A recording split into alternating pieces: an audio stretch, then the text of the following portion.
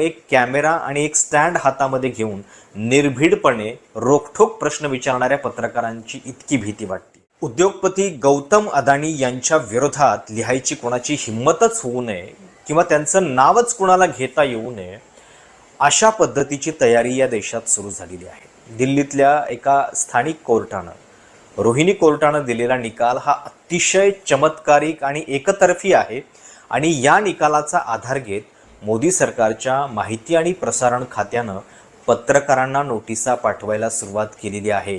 36 तासामध्ये अदानींशी संबंधित असलेले व्हिडिओ हटवा नाहीतर तुमच्यावरती कारवाई होईल अशा धमक्या पत्रकारांना दिल्या गेलेल्या आहेत आणि सोबतच ज्या मेटा आणि गुगल सारख्या कंपन्या आहेत त्यांना सुद्धा या आदेशाची प्रत पाठवण्यात आलेली आहे।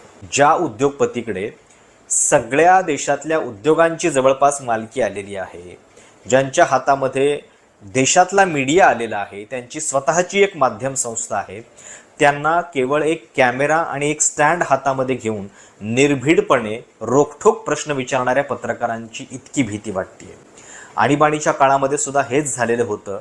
जेव्हा प्रमुख माध्यम संस्थांनी गुडघे टेकलेले होते तेव्हा काही मोजके पाठीचा कणा असलेले पत्रकार आणि संस्था अशा होत्या जे त्यावेळी लढलेले होते आणि आता सुद्धा तेच होताना दिसतंय।